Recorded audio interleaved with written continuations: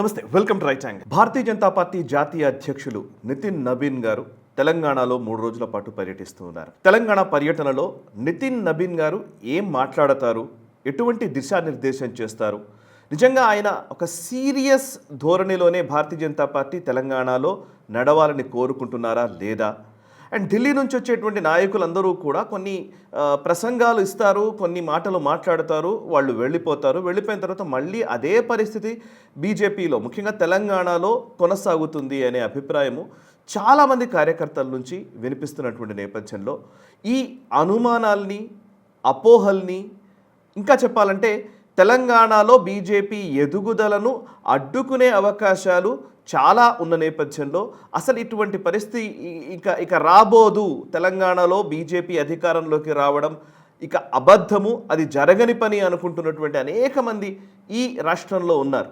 Even BJP supporters కూడా ఉన్నారు. అట్లాంటి నేపథ్యంలో తెలంగాణ పర్యటనలో బీజేపీ జాతీయ అధ్యక్షులు నితిన్ నబీన్ గారు చేసిన ప్రసంగం తర్వాత ఆయన మాట్లాడుతున్న విధానాన్ని చూసి, ఆయన ఇస్తున్నటువంటి స్టేట్మెంట్స్ని చూసి ఒక రకంగా చెప్పాలంటే బీజేపీలో మార్పు వస్తుందేమోనన్న అభిప్రాయం దృఢపడుతోంది.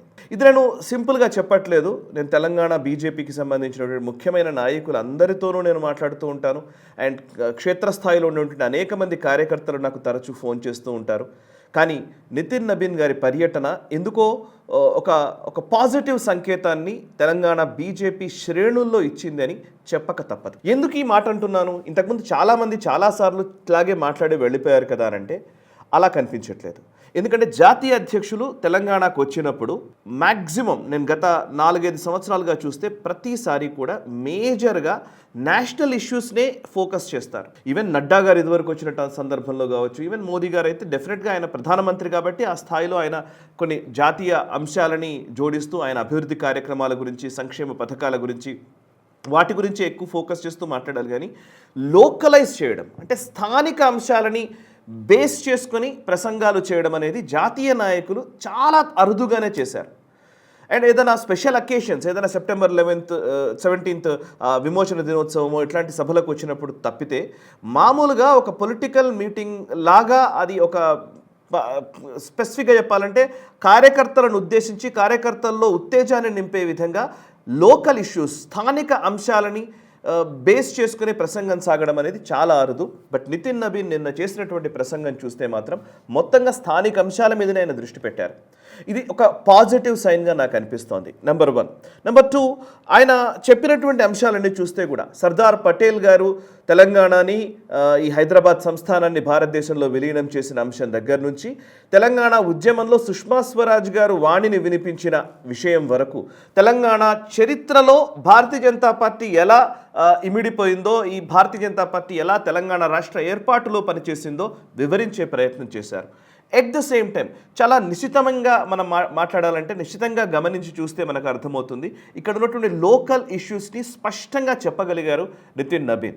ఎలాగా అనంటే కనుక బీఆర్ఎస్ పార్టీ వ్యవహార శైలిని కాళేశ్వరం ప్రాజెక్టు గురించి ప్రస్తావిస్తూనే అటు కాంగ్రెస్ ప్రభుత్వము ఇచ్చిన హామీల్ని నెరవేర్చడంలో విఫలమవుతుందన్న విషయాన్ని కోట్ చేయడము, అండ్ అంతేకాదు తెలంగాణలో ఉన్నటువంటి లోకల్ ఇష్యూస్ ముఖ్యంగా జిహెచ్ఎంసీలో గతంలో గెలిచినటువంటి అంశాలని చెబుతూ రాబోయే కార్పొరేషన్ ఎలక్షన్స్లో కూడా మనం గెలిచి తీరాలని చెప్పడము, అండ్ వెస్ట్ బెంగాల్కి సంబంధించిన ప్రస్తావన తీసుకొచ్చి తెలంగాణను కంపేర్ చేయడము, వెస్ట్ బెంగాల్లో చాలా కష్టమైన పరిస్థితుల్లో, ప్రతికూల పరిస్థితుల్లో, అసలు ప్రచారం చేయడానికి కూడా వీలు చిక్కనటువంటి పరిస్థితుల్లో బీజేపీ శ్రేణులు, బీజేపీ కార్యకర్తలు పనిచేసి అక్కడ అధికారంలోకి తీసుకురాగలిగారు. తెలంగాణలో ఇంకా ప్రజలే తెలంగాణలో బీజేపీ వైపు నిలుస్తూ ఉన్న సందర్భంలో నాయకులు ఎందుకనో వెనకడుగు వేస్తున్నారు అనే మాటని ఆయన చాలా శుతిమెత్తగా చెప్పే ప్రయత్నం చేశారు. అంతేకాదు మీరు ఇలాగే ఉంటే ముందుకు పోలేము అని స్పష్టంగా నితిన్ నబీన్ చెప్పినట్టుగా మనకు వార్తా కథనాలు వస్తూ ఉన్నాయి. సో ఇంటర్నల్ మీటింగ్స్లో ఇంకెంత ఘాటైన వ్యాఖ్యలు చేశారో మనం అర్థం చేసుకోవచ్చు. నిజానికి తెలంగాణలో బీజేపీకి గతంలో 2023 ఎలక్షన్స్లో ఒక్కసారిగా అంటే ఊహించిన నెంబర్స్ రాకపోవడం, 8 స్థానాలకే పరిమితం అవ్వడము, దానికి కారణాలు అనేకం ఉన్నాయి. ఒకటి బండి సంజయ్ అధ్యక్ష పదవిని తొలగించడమని, లేకపోతే నిజంగా సరైన క్యాంపెయిన్ మోడల్ తీసుకోలేదని, బీఆర్ఎస్ విఫలమైన నేపథ్యంలో కాంగ్రెస్ పార్టీ ఇచ్చిన హామీలు, గ్యారంటీలు వాళ్ళని గెలిపించాయని రకరకాల అంశాలు తెరపైకి వస్తాయి. కానీ ఫస్ట్ వ్యక్తి ఇంపార్టెంట్ కాదు అన్న విషయాన్ని నితిన్ నబీన్ ఈరోజు మళ్ళీ పునరుద్ఘాటించారు. Nation first, party next, self last అనే ఒక నినాదాన్ని బీజేపీ ఎప్పుడు కలిగి ఉంటుంది. నేషన్ ఫస్ట్, దేశం ముఖ్యం, తర్వాత పార్టీ, తర్వాత వ్యక్తిగతమైన అభిప్రాయాలు అనే మాటని తెలంగాణలో దానికి రివర్స్లో person first, party next, nation last అన్న కోణంలోకి తెలంగాణలో బీజేపీ నాయకులు పెడుతున్నారు అనే ఒక అభిప్రాయాన్ని ఈవెన్ నితిన్ నబీనే తీసుకురావడం జరిగింది. ఎందుకు వ్యక్తిగతమైనటువంటి అంశాల చుట్టూ తాను తిరుగుతున్నారు అని అంటే కనుక, ఈ సమస్య ఇక్కడ కేవలం తెలంగాణలో ఉన్నది మాత్రమే కాదు. ఇక్కడ వర్గపోరు ఉంది బీజేపీలో అనే మాటని అందరూ అంగీకరిస్తారు. కానీ వర్గపోరుని కేవలం తెలంగాణకే పరిమితం చేసి చూడాల్సిన అవసరం కూడా లేదు. ఎందుకంటే చాలా రాష్ట్రాల్లో ఈ ప్రాబ్లమ్స్ ఉన్నాయి. ఈవెన్ పశ్చిమ బెంగాల్లో అధికారంలోకి రావడానికి సువేందు అధికారికి పూర్తిగా ఆయనకి స్వేచ్ఛని కలిగి లేడు ఆయన ఆ టైంలో కూడా. ఈవెన్ సువేందు అధికారి చేసినటువంటి ఉద్యమాలు ఒకవైపు ఉంటే ఇంకా మిగతా వర్గాలు కూడా అక్కడ పనిచేశాయి. దిలీప్ ఘోష్ వర్గం కావచ్చు, ఇంకో వర్గం కావచ్చు, ఇంకోటి కావచ్చు. ఈవెన్ యూపీలో అట్లాంటి పరిస్థితి ఉంది. యోగి ఆదిత్యనాథ్ గారిని పూర్తిగా ఆయనకే పగ్గాలు అప్పచెప్పేసి నువ్వే నడిపించు అని చెప్పలేదు. యాక్చువల్లీ ప్రాంతీయ పార్టీలో ఆ పరిస్థితి ఉంటుంది. ప్రాంతీయ పార్టీలో ఒకరు మాత్రమే నడిపిస్తారు, ఇంకొకరు ఎవరు కూడా వినరు. బట్ బీజేపీలో ఆ పరిస్థితి ఎక్కడా కనిపించదు. బట్ అయినప్పటికీ ఇక్కడ వ్యక్తిగత ప్రయోజనాలు ఎక్కువైపోయినాయి. నాయకుల వ్యక్తిగత ప్రాపకం కోసం పార్టీని ఫలంగా పెడుతున్నారన్న అభిప్రాయాన్ని ఈవెన్ సగటు కార్యకర్తలు ఇస్తున్నటువంటి టైంలో ఈవెన్ బీజేపీ జాతీయ అధ్యక్షుడు కూడా అదే మాటని తెలంగాణలోనే చెప్పడం అనేది అందుకే చాలా ఒక పాజిటివ్ సంకేతమని నేను అనుకుంటూ ఉన్నాను. నిజానికి తెలంగాణలో బీజేపీకి సామర్థ్యం లేదా? చాలామంది చెప్తూ ఉంటారు. 8 మంది ఎమ్మెల్యేలు గెలిచారు, 8 మంది ఎంపీలు గెలిచారు, 3 ఎమ్మెల్సీలు ఉన్నారు. జిహెచ్ఎంసీలో కార్పొరేటర్లు 40కి పైగా గెలిచారు. జిహెచ్ఎంసీ అనేది చిన్నది కాదు. హైదరాబాద్ రీజియన్లో జిహెచ్ఎంసీలో కార్పొరేటర్స్ అంతమందిని గెలిచి నెంబర్ 2 పొజిషన్లో ఉంది బీఆర్ఎస్ అధికారంలో ఉన్న టైంలో. అట్లాంటి జిహెచ్ఎంసీలో ఒక్క సీట్ని అంటే 1-2 సీట్లను గెలవాలంటే ఎందుకంత ఇబ్బంది పడే పరిస్థితి వచ్చింది? కనీసం జిహెచ్ఎంసీలో వాళ్ళ ప్రాభవాన్ని ఎందుకు చూపించలేకపోయారు? అండ్ 8 మంది ఎమ్మెల్యేలు గెలిచారు, 8 మంది ఎంపీలు గెలిచారు. ఎంపీలు ఎమ్మెల్యేలు ఇద్దరు, ఈ ఎమ్మెల్యేలు ఎంపీలు గెలిచిన వాళ్ళందరూ కూడా వ్యక్తిగత చరిష్మా కలిగిన వాళ్ళు, రాజకీయ అనుభవం ఉన్న వాళ్ళు, ఎలా రాజకీయాలు నెరపాలో తెలిసిన వాళ్ళు, అండ్ గెలవడం ఎలాగో తెలిసిన వాళ్ళు, ఒక రకంగా చెప్పాలంటే. అండ్ వాళ్ళు గెలిచి చూపించగలిగారు కూడా. అండ్ వ్యక్తిగతంగా 8 మంది ఎమ్మెల్యేలు, 8 మంది ఎంపీలు గెలిచినటువంటి ఈ భారతీయ జనతా పార్టీ అధికారంలోకి రావడం పెద్ద కష్టం కాదు కరెక్ట్గా వర్క్ చేస్తే. కానీ ఎందుకు రావట్లేదు అని అంటే కనుక, ఒకరు అధ్యక్షుడైన లేదా ఒకరు నాయకుడైనా ఇంకొకరు వాళ్ళని అంగీకరించే పరిస్థితి లేకపోవడం, ఈ అంగీకార ధోరణి లేకపోవడం వల్ల ఈరోజు బీజేపీ ఇబ్బంది పడుతుందన్న మాటని ఇది నిర్వివాదాంశం. అందరూ ఒప్పుకుంటారు బయటకు వస్తే, కానీ లోపల మాత్రం అందరూ ఇబ్బంది పడుతున్నటువంటి పరిస్థితి ఉంది. ఈవెన్ బండి సంజయ్ గారి కొడుకు ఇష్యూ వచ్చినప్పుడు ఆయనని అభాసుపాలు చేయడం కోసం కొన్ని వర్గాలు పనిచేశాయి. ఈవెన్ ఈటెల రాజేందర్ గారి పైన ఏకంగా ఒక పోస్టర్లే వెలిశాయి. ఈటెల రాజేందర్ని కావాలని టార్గెట్ చేసినటువంటి ఉదంతం కూడా ఇదే భారతీయ జనతా పార్టీ ఆ పార్టీలో పనిచేసినటువంటి వ్యక్తులే చేశారన్న విషయం కూడా రూఢి అయింది. అండ్ అంటే ఇలా చెప్తూ పోతే ఈవెన్ అరవింద్ కావచ్చు, లేకపోతే ఎవరికి వాళ్ళు ఒక ఫ్యాక్షన్ని నడిపే పరిస్థితుల్లోకి భారతీయ జనతా పార్టీ నాయకులు వెళ్ళారన్న అభిప్రాయం. ఇవాళ సాయికృష్ణ మాట్లాడితే నాకు అందరూ పరిచయమే, కానీ సాయికృష్ణ చెప్పడం కాదు, అసలు బీజేపీలో ఉన్న ప్రతి నాయకుడికి తెలిసినటువంటి విషయం. సో దీన్నే నితిన్ నబీన్ గారు చాలా స్పష్టంగా చెప్పినట్టుగా మనకు సమాచారం. సో అందరూ కలిసికట్టుగా పనిచేయాలన్న అభిప్రాయాన్ని ఆయన వ్యక్తపరిచారు. నిజానికి ఈరోజు రామచంద్రరావు గారు బీజేపీ అధ్యక్షుడిగా ఉన్నారు. యాక్చువల్లీ చాలామంది ఆయన అధ్యక్షుడిగా ఉన్న నేపథ్యంలో ఆయనని సరిగ్గా అంచనా వేయలేకపోతున్నారన్నది నా అభిప్రాయం.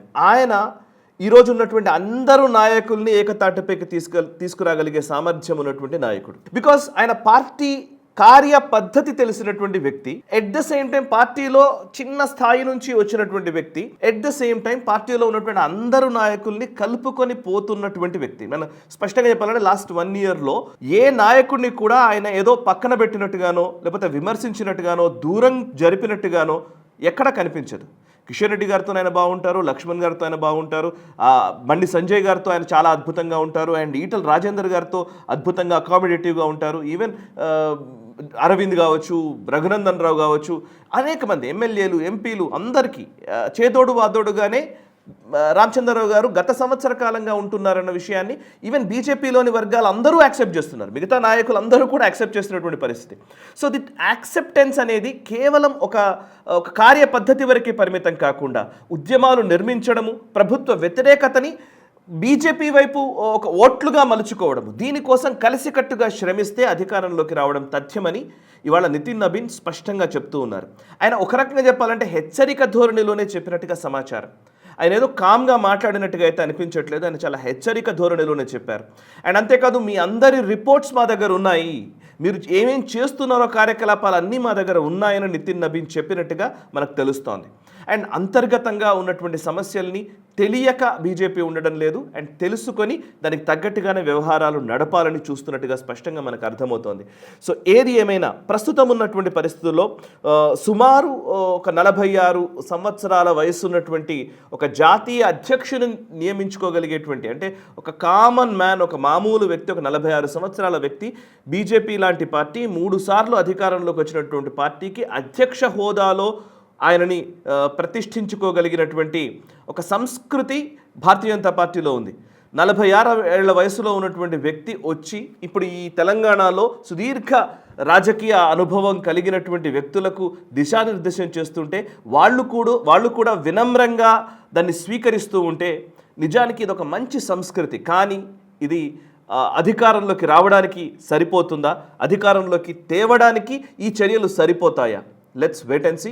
అండ్ ప్రస్తుతం ఉన్న పరిస్థితుల్లో నితిన్ నబీన్ 3 రోజుల పర్యటన ఒక పాజిటివ్ సైన్నే నింపింది. అండ్ ఢిల్లీ అధిష్టానము సీరియస్గా తెలంగాణ పైన దృష్టి పెట్టింది అనడానికి ఇది ఒక ఉదాహరణ. వై? బికాస్ నిజంగా ఒక ఫుల్ టైం టూర్లో వెళ్ళాలంటే నితిన్ నబీన్ గారు పంజాబ్ రాష్ట్రంలో 3 రోజులు పర్యటించారు.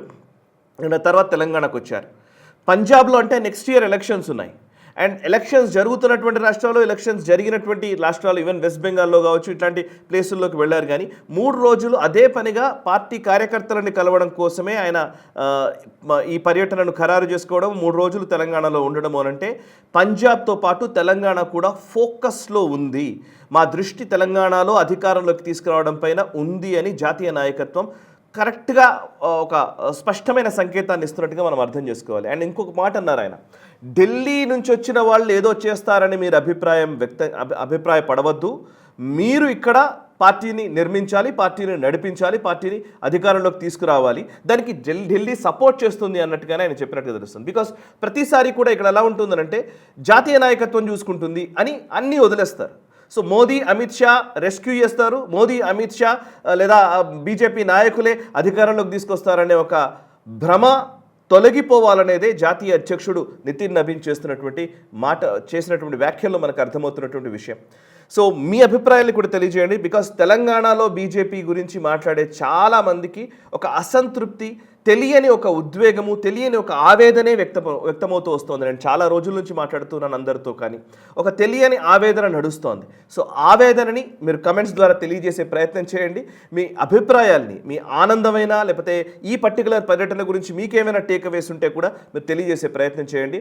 బట్ ఈ పర్యటనతోటి పూర్తిగా అయిపోయిందని నేను చెప్పట్లేదు. పర్యటన తర్వాత ఫాలో అప్ యాక్టివిటీస్ ఏ విధంగా ఉంటాయో దాన్ని బట్టి బీజేపీ విజయావకాశాలు నిర్ధారించబడతాయి. ఈ వీడియో నచ్చితే లైక్ చేయండి, 10 మందికి షేర్ చేయండి, కమెంట్స్ ద్వారా మీ అభిప్రాయాలు మాతో పంచుకోండి. మనసా వాచా కర్మన, దేశహితం కోసం నేషనలిస్ట్. ఈ వీడియో మీకు నచ్చినట్టయితే లైక్ చేయండి, 10 మందికి షేర్ చేయండి, అలాగే కామెంట్ల రూపంలో మీ అభిప్రాయాలను మాతో పంచుకోండి. Nationalist hub group of channels ను సబ్స్క్రైబ్ చేసుకుని తెలుగునాట జాతీయవాద జర్నలిజాన్ని ప్రోత్సహించండి. ఈ వీడియో కింద ఉన్న బెల్ ఐకాన్ పై క్లిక్ చేయడం మర్చిపోవద్దు.